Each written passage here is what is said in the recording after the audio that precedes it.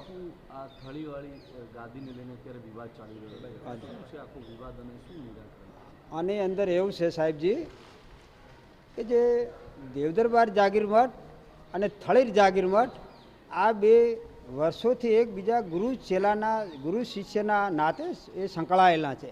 તમારે સંસારીઓમાં જેમ બાપ દીકરા હોય એમ અમારે ફકડોમાં સંન્યાસીઓમાં ગુરુ શિષ્યનો નાતો હોય છે.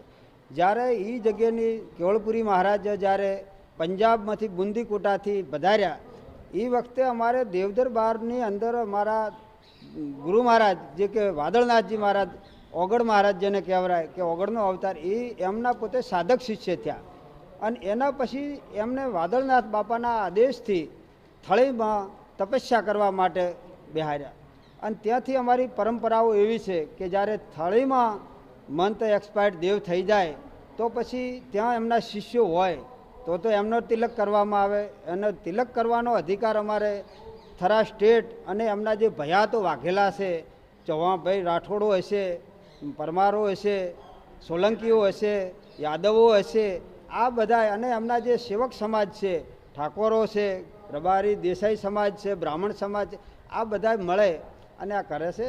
અને એમાં એમનો મેન દેવદરબાર મંત અને થરા સ્ટેટ જે તે વખતમાં જગ્યાનો મંતની જ્યારે નિમણૂક કરવામાં થાય એ વખતે આમનો અધિકારો હોય છે. જે અમે જે કર્યું છે એ મેં કાયદેસર પરંપરા મુજબ જ કરેલું છે. અને જે આજે આ સંન્યાસી બાવાના વિરોધમાં કે દાખલા તરીકે મહારાજ વિરોધમાં કોને જે ગૌસ્વામી સમાજના લોકો બોલી રહ્યા છે જેમ તેમ એમને કંઈ તો 500 આડાળું બોલ્યું છે એ એમને જે બોલી બરાબર છે, છતાંય એ એમ કહે છે કે આની અંદર અમારો દશનામી ગૌસ્વામી સમાજનો છોકરો હોવો જોઈએ. અમારી સંન્યાસીઓની પરંપરામાં આ ક્યાંય આવું આવતું નથી. સંન્યાસ ધારણ કર્યો જેને ભગવું ધારણ કર્યા પછી એનો કોઈ નાત જાત હોતી નથી. એ સંન્યાસી એટલે સંન્યાસી જ હોય છે. અમનું કહેવું છે કે આ રબારી છે, રબારી સમાજનો બાવો આપણી જગ્યામાં ના હોવો જોઈએ. પણ સંન્યાસી એટલે મારું ને તારું જેનું ના કશું જ ના હોય એને સંન્યાસી સર્વનો નાશ કરે એને સંન્યાસી કહેવામાં આવે. આના માટે આરે એક આજ જે અમારે ગૌસ્વામી સમાજ છે એ 2 દિવસ પહેલાં આંકન અમારે એક મિટિંગ કરી હતી. એમાં મેં કીધું હતું કે ભાઈ તમારી પાસે કોઈ આધાર પુરાવા હોય તો તમે મને રજૂ કરો તો હું તમને તો એ અર્પણ કરે.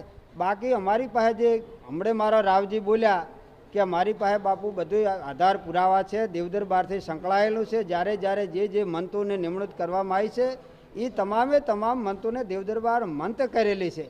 આના પછી જે જગદીશપુરી મહારાજ અમારે દેવ થઈ ગયા એને જ્યારે થયું એ વખતમાં હું મંત નહોતો પણ હું કારભારી હતો. ત્યારે આ અમારે દેવદરબાર છે દશનામની જગ્યા ગણવામાં આવે છે. જ્યારે આંકન એ વખત મારું નામ બળદેવગીરી હતું. અમારે પરંપરા છે કે ગાદીમાંથી આવ્યા પછી નાથની પદવી મળે છે. બાકી આ જગ્યા છે એ મારી સંન્યાસીઓની ગિરી નામોની છે. ત્યારે મારું નામ બળદેવગીરી હતું. જ્યારે જગદીશપુરીને સાદર વિધિ કરવાનું થયું હતું એ વખતે હું કારભારી તરીકે દેવદરબારથી મારું આજે રાવજીના ચોપડામાં પણ નામ હશે, જોઈ લો તમે.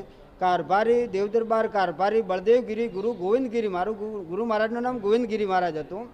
અને થરાથી સ્ટેટમાંથી પણ દરબાર અમારે જે હતા ગજેન્દ્રસિંહ રણભા એ પણ હાજર હતા.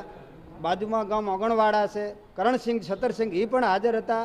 અને ઊણથી માંડીને ઉંબરી ઓગણવાડા તમામ વાઘેલા ભયાતો કંબોઈના સોલંકીઓ આ બધા પણ અમે એ વખતમાં હતા. આ ગૌસ્વામી સમાજ એટલું એમ કહે છે કે અમારું છે એટલે આના પછી જે હરિપુરી મહારાજ હતા એ હરિપુરી મહારાજને દેવદરબારમાંથી મોકલવામાં આવ્યા હતા. અમે તાયણો દેવદરબાર જાગીરનું ગામ હતું અને અહીંથી મોકલવામાં આવેલા હતા. અને તાયણોદથી પોતાને ઓઢવા મૂક્યા અને ઓઢવા મૂક્યા એ વખતે માણેકપુરી મહારાજ દેવ થઈ જાય એટલે ઓઢવાથી પોતાને ત્યાં લાવીને એમને ગાદીભિષેક કર્યો છે. બરાબર. એના પછી જે એમના ગુરુ મહારાજ હતા હરિપુરી મહારાજના ગુરુ એ પણ એક રબારી સમાજ